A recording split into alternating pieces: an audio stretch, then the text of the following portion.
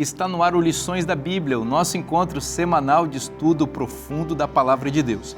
E hoje nós vamos conversar sobre a missão de Deus. Você já sabe, é uma nova temporada, novos participantes para falar desse tema tão importante. Deus trabalhando para salvar a humanidade. E não só a humanidade como povo, mas para salvar você e também a mim.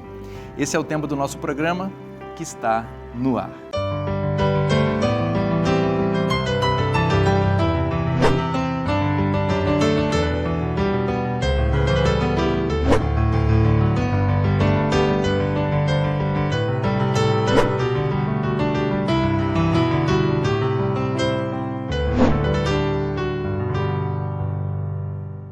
Olá, amiguinhos! Eu sou o Hélio e a gente te convida para conhecer um novo guia de estudo Super Lupa, hein? A Volta ao Mundo em 7 dias! É uma história em quadrinhos com jogos e curiosidades para você aprender sobre a criação do mundo. Peça em novotempo.com/escola bíblica.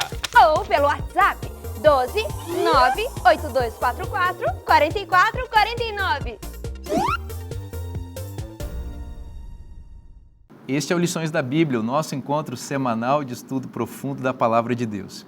E que bom que você está com a gente mais uma semana para estudar a Palavra de Deus. Que bom que você parou tudo aí que está fazendo agora, sentou aí, quem sabe, no sofá da sua casa ou em algum outro lugar que você está confortável para ouvir e estudar a Palavra de Deus. Você sabe que aqui em nosso programa a gente estuda temporadas de 3 meses e hoje estamos começando uma nova temporada novo tema, e o tema muito importante, vamos falar sobre a missão de Deus, a missão de salvação de Deus.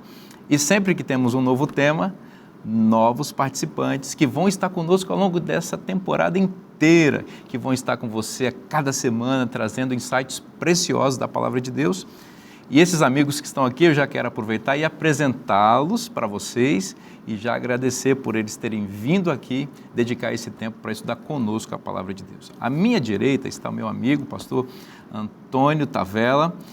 Tavella, que bom que você está aqui com a gente. Muito obrigado. Você que trabalha na Casa Publicadora Brasileira, seja muito bem-vindo, meu amigo.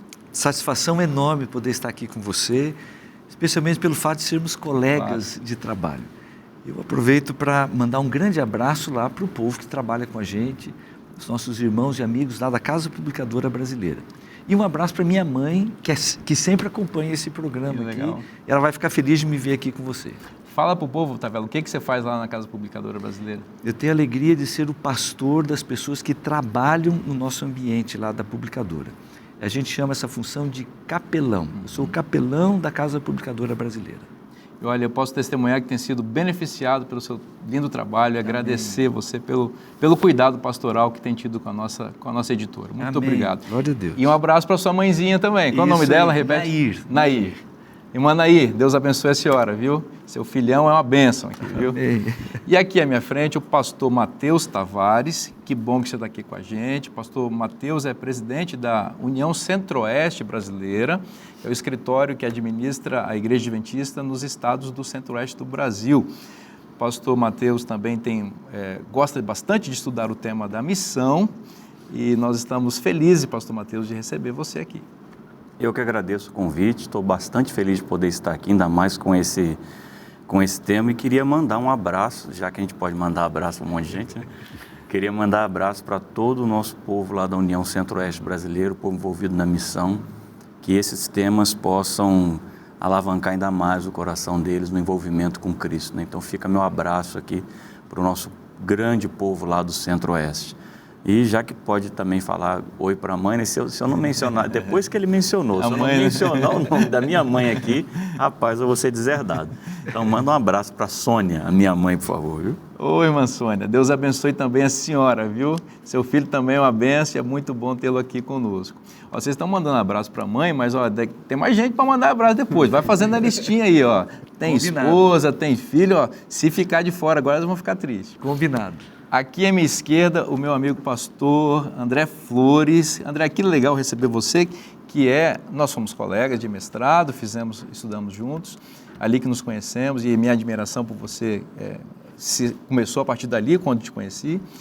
Você que é hoje pastor da Igreja Central de Curitiba, uma grande igreja, uma igreja que exerce uma influência muito grande na cidade de Curitiba e para fora da cidade. Amém. Que bom receber você aqui, amigão. Ô Vinícius, prazer é todo meu de estar aqui com você, né? O Tavela também. Já conheci o Tavela, fiz mais um amigo, né? Matheus, já nos conhecemos ontem aí. Pastor Matheus, muito bom. Inclusive a gente estava conversando, né? Como é bom essa dinâmica, né? A gente andar e conversar e conhecer novos amigos, novos colegas.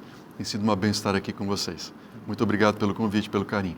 E se eu não mandar um abraço para minha mãe, eu estou lascado. Exatamente. Dona Vera Flores, beijo, mãe, te amo muito. Muito bom.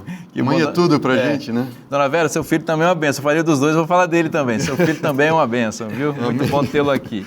André, vou pedir você para fazer uma oração para a gente começar o nosso estudo. Vamos orar, vamos orar. Bom Pai de amor, que bênção, Senhor Deus, podermos ter em nossas mãos a Tua Palavra e esse guia de estudos que nos ajuda, nos orienta para conhecermos mais de tantos assuntos. E neste trimestre estaremos estudando sobre a missão do Senhor, a missão que se originou no Teu coração, Pai, que chega até nós e o desejo que o Senhor tem de nos envolvermos na missão de salvar, de revelar o Senhor àqueles que não Te conhecem.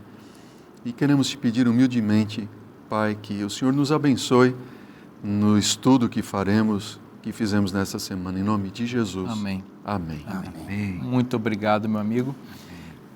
Vamos falar sobre a missão de Deus. Geralmente, quando a gente pensa no trabalho missionário ou missional, como alguns dizem, a gente pensa no trabalho do ser humano, né? O que a gente faz para levar outras pessoas aos pés de Cristo. Porém, o conceito aqui é um pouco mais amplo. Missão de Deus. Tavela, explica para a gente isso. Não sou eu que tenho a responsabilidade? Tem alguém mais importante do que eu e que você para salvar pessoas? Eu costumo dizer que a missão nos antecede. Então eu diria, tem alguém que antecede a você e eu no cumprimento da missão. E este alguém, ele tem a missão como um atributo, ele é missionário. E esse alguém é Deus. De um tempo para cá, tem sido popularizada uma expressão em latim, missio Dei, a missão de Deus. E está sendo muito comum nos meios evangélicos, nos meios acadêmicos, para enfatizar isto. Deus é o originador, Ele é a fonte, Ele estabelece o propósito, Ele estabelece o objetivo da missão. E Ele tem uma igreja. Então, se a gente fosse colocar assim graficamente para ilustrar, nós colocaríamos Deus, a missão, a igreja. Às vezes a gente usa a expressão, né? A minha igreja tem uma missão a cumprir. A gente pode inverter isso. A missão tem uma igreja. E nós temos o privilégio de compor a igreja, isso está no plano de Deus, na sua infinita sabedoria, e isso também é bênção para nós. Mas eu gostaria de enfatizar aqui, a guisa de introdução para esse trimestre, a gente vai bater muito nessa tecla aí no decorrer das semanas que estaremos estudando. A missão é de Deus e nós temos o privilégio de participar, porque a missão de Deus tem uma igreja onde eu tomo parte e onde eu levo adiante aquilo que Ele está sonhando para mim e para todos aqueles que estão ao nosso redor. E um detalhezinho, e eu encerro a minha fala dizendo o seguinte: o céu inteiro, ele tem esse propósito. Quando alguém entende que essa missão, ela nos antecede, está acima de nós, e a pessoa diz, eu também aceito, por isso que o tema geral do trimestre é a missão de Deus, a minha missão. A gente está se aliando, a gente está se alinhando com Deus, com o céu inteiro que é derramado sobre a terra para salvar. Muito bom. Você já acabou me dando já elementos para encaminhar aqui, Mateus. A missão é de Deus, agora a missão é alguma coisa que você faz com o propósito de alguma coisa. E que missão é essa? Onde Deus quer chegar com essa missão? O mandos que o Tavela está colocando é fantástico a gente pensar nisso, né? Porque quando você pensa no que Deus quer fazer e você olha para Deus, Deus vai estar sempre distante da gente no sentido da gente poder se aproximar e tomar conta de tudo que Deus é. Não tem como, porque Ele é eterno, a gente é finito. Ele está fora do tempo e do espaço, a gente está dentro da caixinha do tempo e do espaço. Então, esse Deus maravilhoso que a gente serve, que a Bíblia quer apresentar, Ele é um Deus que nós sempre precisaremos que Ele se revele para nós.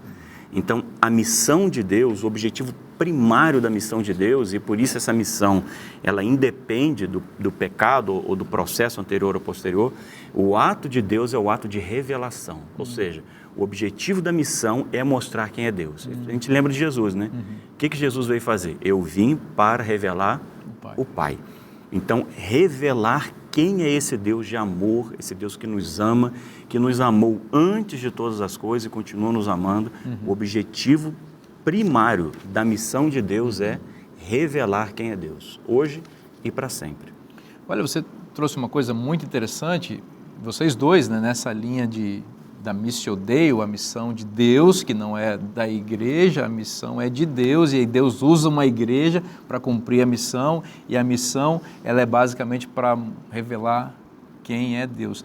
Então, tomando isso em base, André, a gente entende, então, e o pastor Mateus já até mencionou isso, né? A gente vai expandir um pouco, que a missão ela acontecia muito antes, inclusive, de haver pecado, porque, como ele disse, há uma distância entre Deus e suas criaturas. Deus é inefável, incompreensível para qualquer ser, e para ele se manifestar, ele precisa se revelar, né?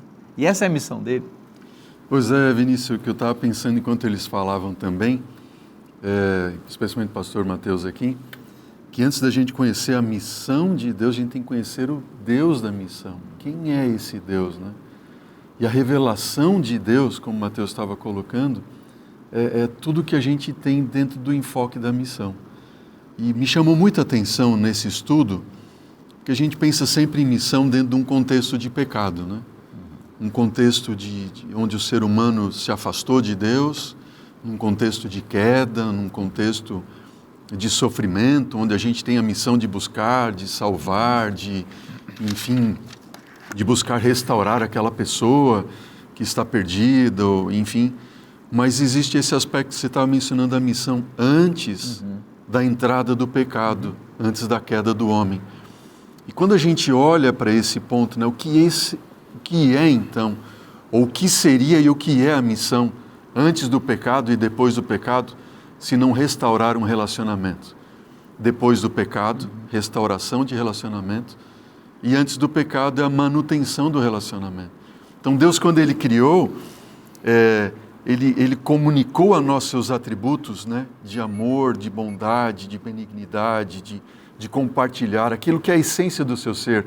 Deus é amor, né? Quer dar, compartilhar, repartir e tudo mais. Entrou o pecado, quebrou tudo isso, então é restaurar isso que foi perdido, né? Que é a essência da pessoa de Deus. Quando a gente olha, né, esse Deus da missão, esse Deus, quando entrou o pecado, quando o relacionamento foi rompido, é Ele quem iniciou o processo, que Ele iniciou antes, né? De manter, agora Ele iniciou o processo de restaurar. Que Ele pergunta para Adão: Adão, onde estás? Onde estás? Né? Deus tomando a iniciativa, vindo atrás.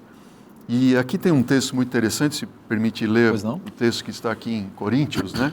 Segunda carta de Paulo aos Coríntios, que ele fala no capítulo 5, versículo 19, diz assim: a saber que Deus estava em Cristo reconciliando consigo o mundo, não imputando aos homens as suas transgressões, e nos confiou a palavra da reconciliação. Acho que tudo que envolve missão, a gente poderia resumir nessa palavra, né? Reconciliação após o pecado e manutenção antes da queda ali. A essência da missão de Deus. Me permite uma observação, pastor André? Você usou a expressão iniciativa. É impressionante a gente observar na Bíblia, na religião da Bíblia, a iniciativa sempre é de Deus. Porque eu considero que isso é algo muito importante. Algumas pessoas caíram na armadilha de que precisam praticar uma religião para mover a mão de Deus. Isso afeta a sua compreensão de salvação. A gente olha na Bíblia, a salvação é uma iniciativa de Deus e Ele nos oferece como presente. E a gente toma posse disso porque é pela graça de Deus que Ele nos oferece, a gente toma posse disso pela fé. Mas não é algo que eu faço. O apóstolo Paulo, lá em Efésios capítulo 2, ele diz que não tem nada que eu faço que pode me tornar merecedor. Quando a gente pensa em restabelecer, em a gente se reconciliar com Deus, a iniciativa é de Deus. O apóstolo Paulo está dizendo, né? Deus tomou a iniciativa, Ele nos amou primeiro e em Jesus Cristo Ele veio para nos reconciliar.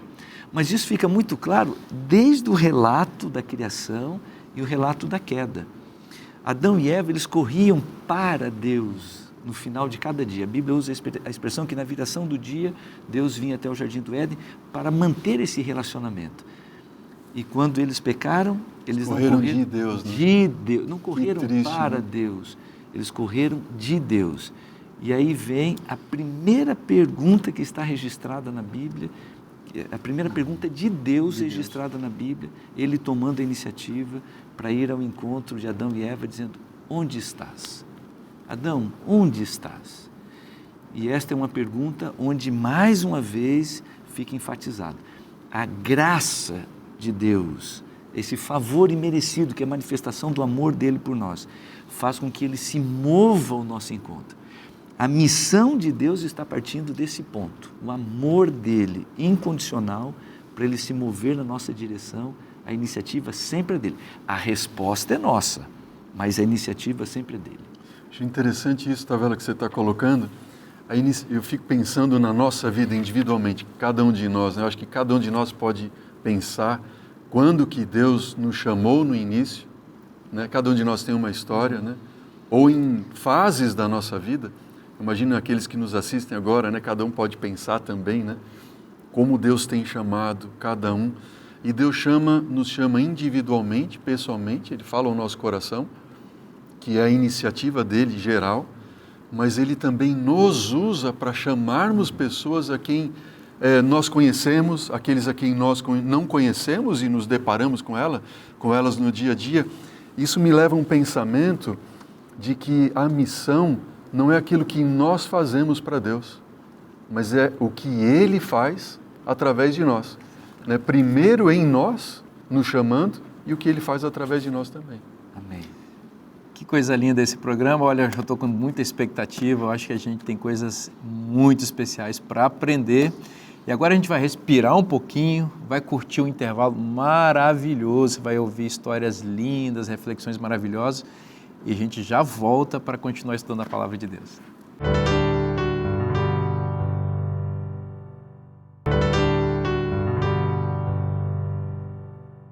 E estamos de volta com o programa Lições da Bíblia para continuarmos estudando juntos a Palavra de Deus. E você sabe que esse programa ele é baseado na Bíblia, obviamente, lições da Bíblia, mas a Bíblia sistematizada em um guia de estudos maravilhoso, que é uma lição, uma revista, um livro que acompanha a família brasileira e, por que não mundial, há muitos anos. Nós estamos falando da chamada Lição da Escola Sabatina, que é um produto maravilhoso para ajudar você a conhecer mais a Palavra de Deus. Você já tem a sua lição? Você já faz a sua assinatura da Lição da Escola Sabatina? A lição, gente, é como o maná. Sabe o que é o maná? É o pão quentinho de Deus que chega de manhã cedinho na sua casa para nutrir sua vida e a sua família. Esse trimestre está começando agora, dá tempo de você correr, ligar, mandar um e-mail ou um WhatsApp para a Casa Publicadora Brasileira. Está aparecendo aí na sua tela os endereços para você fazer a sua assinatura ou então comprar de forma avulsa mesmo esse material para você acompanhar o Lições da Bíblia e já ir com o seu guia de estudo marcadinho, observando os comentários que os nossos amigos fazem aqui, tá bom? Fica a dica para você. Vamos continuar estudando essa lição maravilhosa. A gente estava falando no bloco anterior sobre o conceito da missão de Deus e o propósito dessa missão, que é salvar a humanidade, Deus se colocando como principal interessado em se revelar para salvar e para mostrar quem Ele é para as suas criaturas. Mateus, a gente está falando de missão e se tem uma coisa que Deus fez, e você trouxe esse argumento no bloco anterior, que Deus faz na missão é primariamente se revelar. E essa revelação, ela é sempre no plano do relacionamento, né? Deus se revela para estar conosco. Então nós temos o componente da presença de Deus, né, na missão. Essa ação de Deus, eu gosto de pensar que Deus é um Deus buscador. Ao contrário das divindades pagãs que estavam circundando aquele momento ali, principalmente a religião, quando Moisés vai escrever tudo que a gente está conversando aqui nesse começo, ele apresenta um Deus que não é um Deus que está estático em algum lugar e que o ser humano tem que ir ao encontro dele. Ele não é um Deus que está parado e aí o ser humano prepara uma série de coisas para ir até onde ele está e ele está ali, parado, sabe? Estou aqui meio oculto, meio escondido, se você me achar, achou. Não. O Deus da Bíblia é um Deus que busca, é um Deus buscador. E esse Deus que busca, ele é um Deus que busca porque ele é um Deus que quer se revelar.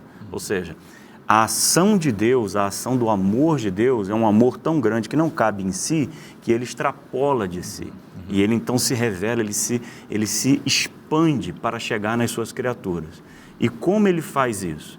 Ele pode fazer isso anunciando através da palavra, né? Sua palavra e sua presença, palavra de Deus e aquilo que Deus é, você não encontra essa diferença, mas Deus escolheu se localizar, ou seja, estar conosco no solo da terra humana. Então ele fez isso desde o Éden, quando ele coloca o jardim do Éden e ele está ali conosco. Depois, quando você tem Abraão caminhando para todos os lados e colocando os seus altares, ou seja, marcando a presença de Deus, e até você chegar no santuário, que era, me farão um santuário para que eu esteja no meio deles. E o auge dessa presença reveladora de Deus é Jesus Cristo, né? Que é é Deus andando em meio de nós. Então, a lição traz uma frase, né? O Deus que anseia estar conosco. É até estranho você pensar, né? Um Deus que anseia estar comigo, porque a gente faz essa diferença de Deus, né?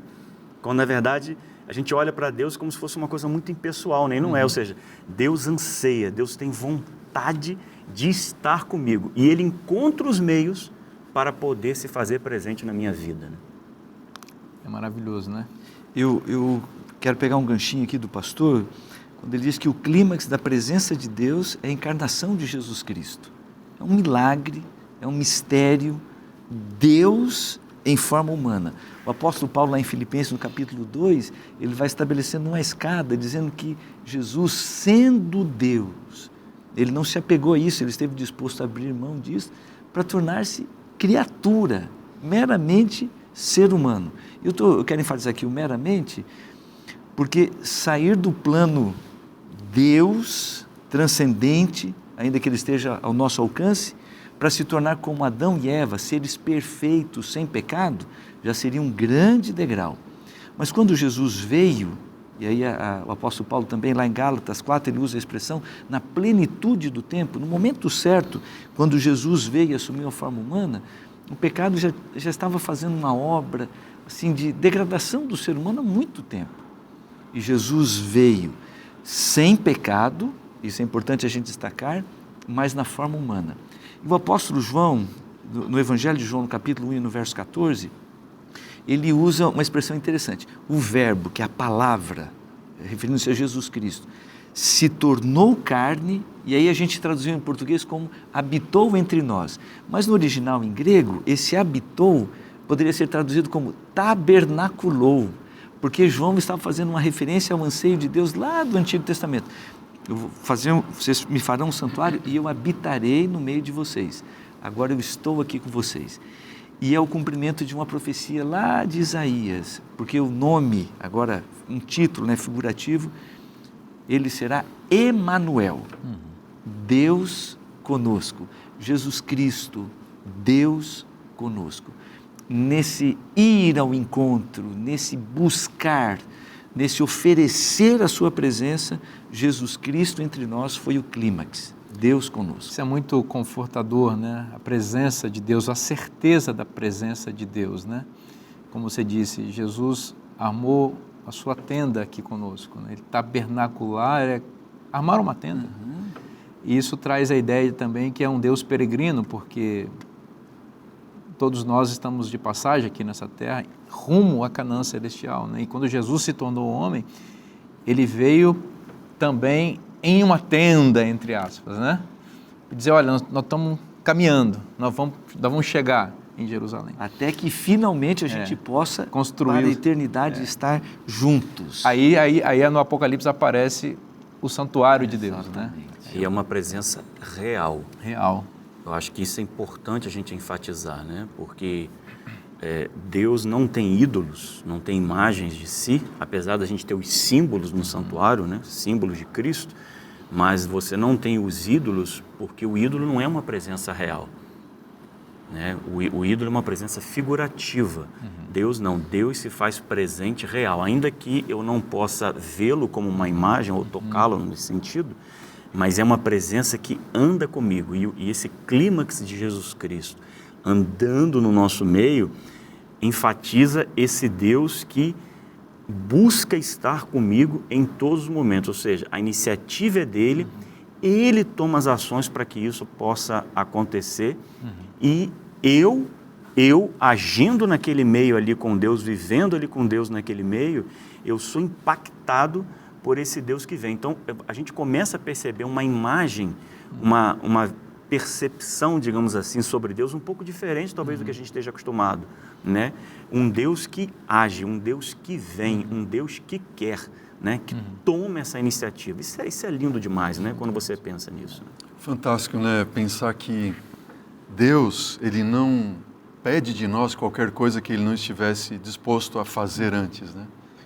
Então, a essência de Deus, do amor de Deus, já desde a eternidade, Ele disposto a se colocar, né, presente, disponível, se revelando dentro do seu aspecto de amor. O pecado trouxe a ruptura e a gente vê no Antigo Testamento, né, antes do nosso Deus se tabernacularizar, né, entre nós, né, e depois a gente vai ver o cumprimento final disso lá no Apocalipse, né, quando eis o tabernáculo de Deus com os homens, como diz Apocalipse 21, né, e nós estaremos para sempre com o Senhor e assim por diante. Nós temos pessoas no Antigo Testamento que foram chamadas por Deus para cumprir um aspecto de missão e outros enviados por Deus, né? A gente vê, por exemplo, ali um chamado que Deus fez a Abraão, né? Sai, né? Ele é enviado por Deus, chamado por Deus, enviado por Deus. Sai da tua terra, da tua parentela, vai. O pastor mencionou aqui, né? Mateus mencionou nas peregrinações. A gente vê outros enviados como José, né? Fico pensando, né? José foi enviado para o Egito de uma forma tão aparentemente incompreensível, né? E a forma como Deus usou este homem e como ele se submeteu à vontade de Deus, e mesmo em meio a tribulações, em lutas que ele passou, sofrimentos, desilusões, enfim, mas Deus estava ali com José e enviou ele, né, como um representante dele, para ser uma luz a uma nação que não tinha revelação de Deus, né? Eram idólatras, apegados a tantas outras divindades e assim por diante. Então, Deus, Ele também quer que nós sejamos missionários, né? Ou representantes dEle, por onde quer que nós passarmos, aonde quer que passarmos, onde quer que nós estivermos, Deus quer nos usar para sermos luz, né? Revelarmos seu caráter, seu amor. Pegando só, perdão. E sempre com a promessa. Quando Ele envia alguém, Ele sempre vai estar prometendo: eu vou estar estarei com você. Com você. Fantástico. Ou seja, nós não estamos jamais a sós, né? Exatamente. Quem toma parte da missão nunca está sozinho. E a forma da missão me chama a atenção, como vocês estavam colocando, né? Que Deus se encarnou, Jesus se encarnou, se tabernaculizou entre nós, do mesmo modo, quando nós somos enviados de modo encarnatório. Assim como o Cristo, Ele viveu conosco, ou seja, Ele se fez um de nós, quando Ele nos chama, e a gente vai ver isso nas semanas para frente, né? Dando spoiler da lição, né?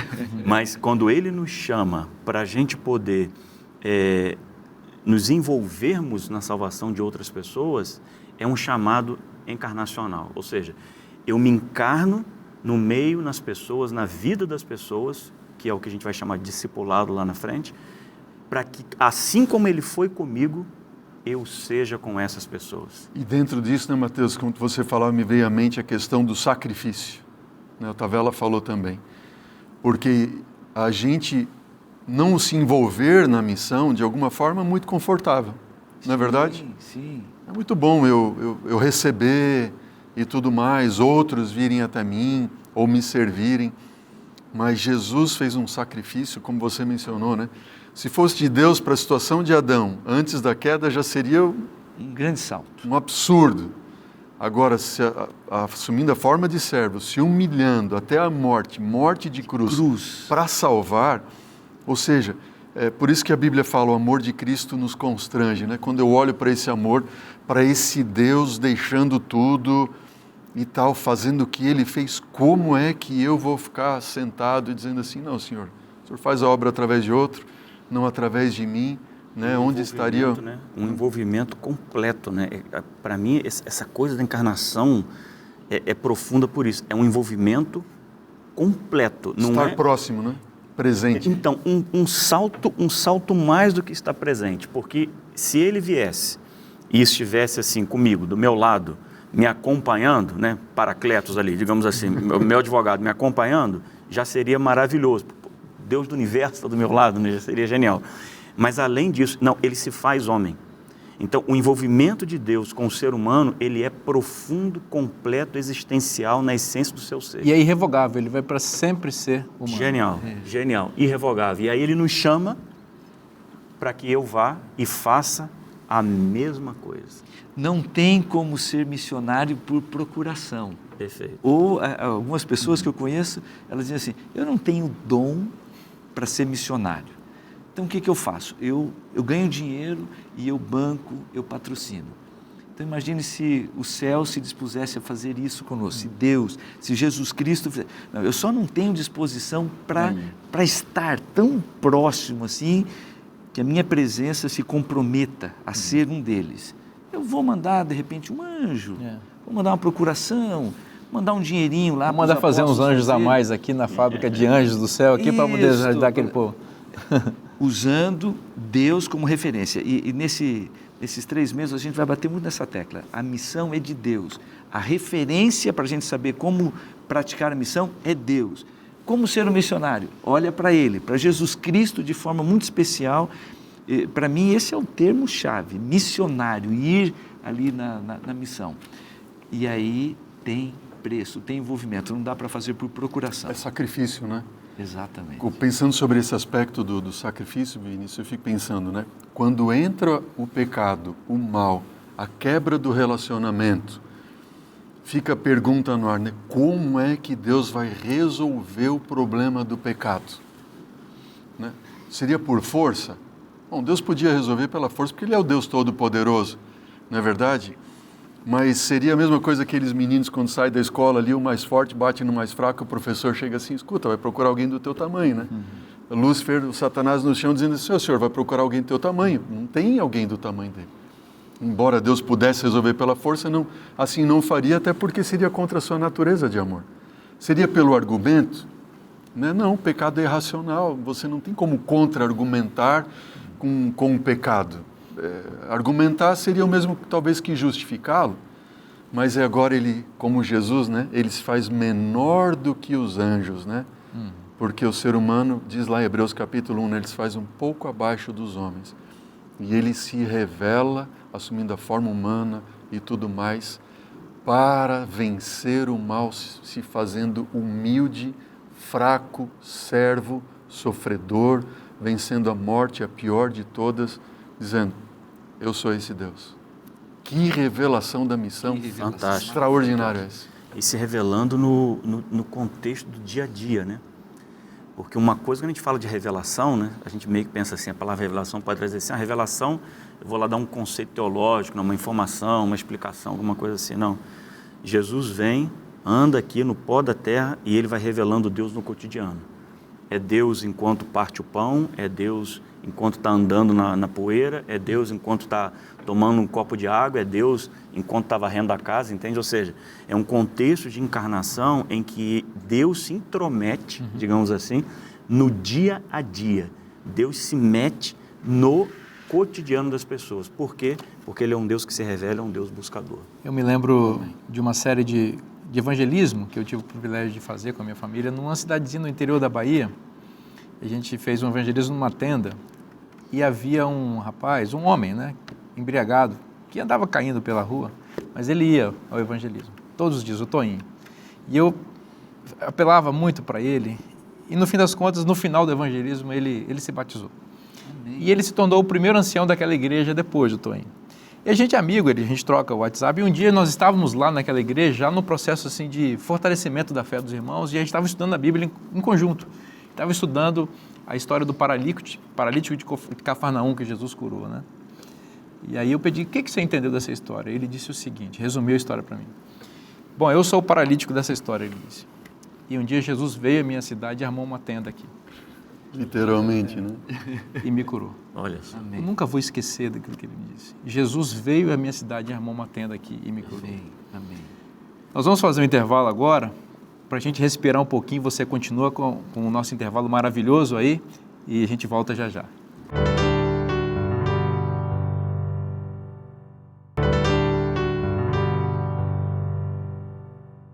Estamos de volta para o último bloco do programa Lições da Bíblia, que está uma bênção. Nós estamos falando de missão. E a missão é de quem? A missão é de Deus. Qual o propósito da missão de Deus após o pecado? Curar o pecado, tirar essa mácula terrível que foi colocada em nós, mácula esta que nos separa dele, né? A gente está estudando aqui que Deus quer estar conosco e o pecado impede que a gente esteja com ele. Então, você quer aprender sobre como ser curado do pecado? A Novo Tempo preparou um guia especial para ajudar você a entender o problema, a origem do pecado, os desdobramentos do pecado e, acima de tudo, como eu e você podemos nos ver livre disso. São temas muito interessantes, didaticamente construídos aqui numa revista muito bem ilustrada, muito bem escrita e que vai abençoar você e sua família, apresentando a estrada de saída deste caos chamado pecado para encontrar-se com Cristo e viver com Ele para sempre. Então, se você deseja receber sem custo nenhum essa revista, que é um oferecimento dos Anjos da Esperança, é só você mandar um WhatsApp para o número que está aparecendo na sua tela, que nós vamos fazer um pequeno cadastro com você e você vai receber na sua residência esse material que certamente vai abençoar a sua vida e a sua família. A gente está falando aqui sobre a missão de Deus, e como Deus, no bloco anterior, né, Deus se fez presente para estar conosco, que esse é o grande propósito dele, né, se revelar para se relacionar conosco. André, quem é esse Deus? É Jesus Cristo, o Espírito Santo, o Pai, é a Trindade, a gente sabe, mas como é que funciona isso dentro dessa organização chamada Trindade, vamos chamar assim? Então, Vinícius, de alguma forma, o Deus eterno, né, todo-poderoso, onisciente, onipresente, presciente, ele, na sua transcendência, ele é intangível, né? Mas na pessoa do Filho, ele se revela a nós. Ele se torna imanente, né? Aquilo que Mateus colocou no bloco anterior, né? Sua presença. O homem pôde vê-lo, pôde apalpá-lo, pôde andar com ele, e nós temos isso registrado nas páginas das Sagradas Escrituras. Interessante que, lamentavelmente, o que o pecado trouxe é uma compreensão distorcida de Deus. Né? Deus era alguém que o diabo pregou lá no Jardim do Éden, que a gente não podia confiar, né? Que a gente tinha que ter medo dele, que ele estava nos privando de alguma coisa, que poderia ser muito boa para nós, quando diz não comam do fruto da árvore da ciência do bem e do mal e assim por diante. E essa mentira colou lá no Éden, né? Onde estás? Quando Deus chamou, né? Onde estás? E a resposta de Adão foi, Senhor, quando eu ouvi a tua voz no jardim, na viração do dia, eu tive medo e me escondi. E é triste, Vinícius, que a gente vê ainda nos dias de hoje muitos, centenas, milhares, milhões de cristãos que têm medo da figura de Deus o Pai, como se fosse um Deus castigador, um Deus que nos recompensa de forma punitiva se a gente não anda de acordo com a cartilha dele e assim por diante. Mas a lição, né, a palavra de Deus nos revela de forma diferente, dizendo que Cristo é a perfeita imagem do Deus invisível. Fantástico isso, né? Eu confesso, eu mesmo, quando era jovenzinho, criança, né, que não tinha conhecimento da Bíblia ou afinidade com as coisas de Deus e das Escrituras, eu tinha muito medo de Deus, né? Falavam assim para mim, olha menino, se você não andar direitinho, olha lá em Deus o quê? Deus está vendo. Deus castiga, Deus né? castiga. Deus está vendo, Deus castiga. E a gente cresce com essa compreensão. Foi quando eu, ao estudar a Bíblia, Jesus falando, né? Quem vê a mim, Vê o Pai. vê o Pai. Uau, que fantástico, né? Então, a missão de Deus de reconciliar através da pessoa de Cristo, né? Nele residia, habitava a plenitude da divindade, né? Como diz ali Colossenses 1, 15, 19, 20, outros tantos textos bíblicos, né? Aí fico pensando, né? Pois quer dizer que quando Jesus pregava, os sermões dele era o Pai pregando através dele, né? Quando ele curou o leproso, que era aquele rejeitado, né? Que é símbolo a lepra, símbolo do pecado, né? E Jesus é aquele que toca e cura, traz a cura para o pecado, né? Aquele que curou corações partidos, que nem todos os psicólogos do mundo inteiro jamais poderiam fazê-lo de todos os tempos, né? Então, olhar para Jesus e ver em Cristo Jesus a revelação da plenitude da divindade, né? Da economia da divindade, se a gente pode assim usar esse termo, né? De Deus Pai, Filho, Espírito Santo. Então, uau, Deus não é o Deus de que a gente precisa ter medo, mas um Deus que a gente pode abraçar, reclinar a cabeça no colo dele quando a gente está triste, entender que ele está conosco através da pessoa do Espírito Santo.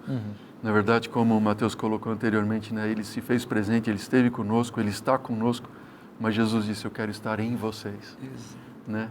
E só ele pode nos dar a paz que excede todo entendimento. Acho que essa é a grande missão de Deus.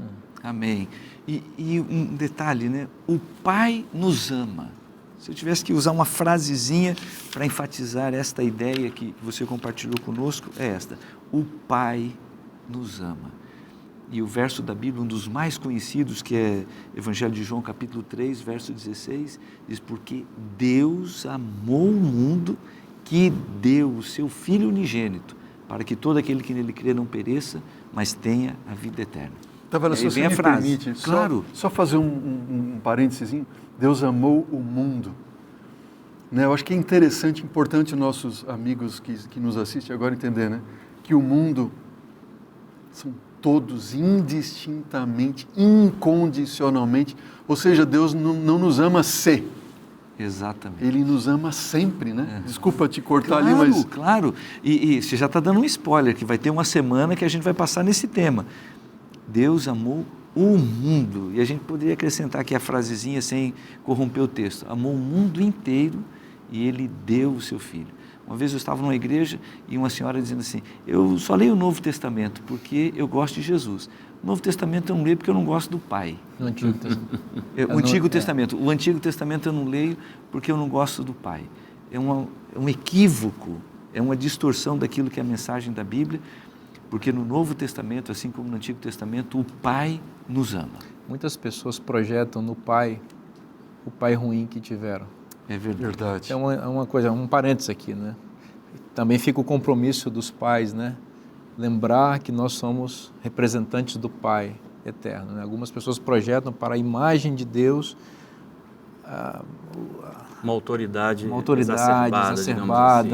um autoritarismo, né, e tal. Mas, enfim, o Pai ama e o Pai é amoroso, ainda que você que está ouvindo a gente, assistindo, não tenha tido um Pai amoroso, saiba que você tem um Pai amoroso no céu. Amém. E esse Pai Amém. você pode confiar nele. Vinícius, Amém. como pastor na igreja, né, todos os dias, toda semana, muito próximo de tantas pessoas, como é difícil, isso que você colocou é tão importante de refletir.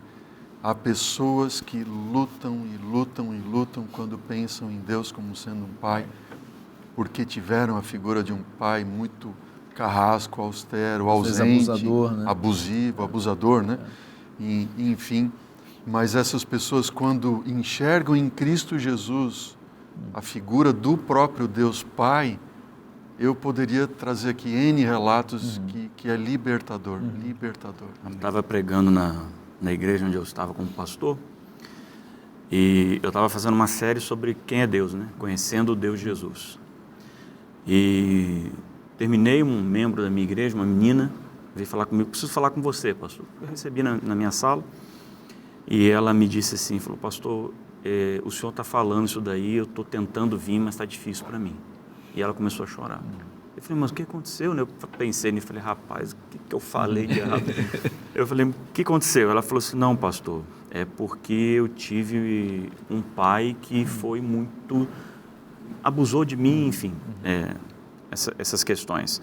Então, quando você fala Deus como pai, eu não consigo configurar. E a gente começou a conversar, e eu falei para ela, mas qual é a figura que você tem boa na tua cabeça? Falou: minha mãe me protegeu nesse momento. Eu falei: então, tenta pegar esse sentimento, desloca, né, o sentimento da mãe, e para você poder ter esse vínculo com Deus. Né? E ela começou a orar a Deus e tentando desfazer essa imagem, porque a experiência que a gente tem que nos causa medo, né, nos afasta daquilo que é o amor. Né? E a Bíblia diz, né, o verdadeiro amor lança fora o temor. Né? Então, Deus é amor. Aquele desejo prioritário de Deus de revelar quem Ele é, que é o amor, que traz a lição para a gente. Deus revela esse amor, mas o amor em Deus, né? Não qualquer tipo de amor, o amor em Deus, que é Deus, porque Deus é que define o que é amor. Esse mesmo amor, quando ele preenche o nosso coração, quando ele chega e entra na vida da gente, ele vai ocupando os espaços da vida da gente. Ele vai ocupando, sabe, cada canto mais escuro do coração da gente e vai iluminando. Porque é isso que o amor faz. O amor, ele ilumina o coração da gente, ele ilumina a vida da gente para mostrar que existe uma esperança. Qual esperança? Do retorno do meu Deus para que eu viva com Ele para sempre. A maior promessa da Bíblia, isso é o que me causa arrepio, não é vida eterna.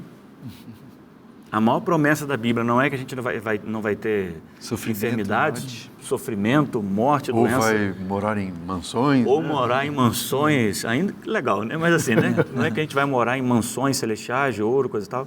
Mas a maior promessa da Bíblia é: Deus vai estar comigo para sempre e eu vou poder estar com Ele para sempre. Ou seja, Deus é a grande promessa da Bíblia. A promessa da Bíblia não são coisas, não são situações, não são lugares. A promessa da Bíblia é uma pessoa. E essa pessoa é o Deus amoroso, o Deus que nos ama, que nos busca, que se revela. Você e eu vamos poder viver com Ele para sempre. Imagina isso. Na presença daquele que é puro amor, na presença daquele que me ama, que fez tudo por mim e que quer me fazer feliz.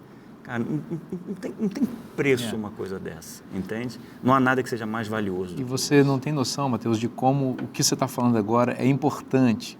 Claro que você tem noção, mas vamos amplificar isso para milhares de pessoas que estão assistindo agora, e muitas dessas pessoas podem estar se sentindo sozinhas nesse momento. A solidão é um mal do século, né? As pessoas se sentem sós, muitas vezes em meio a multidões.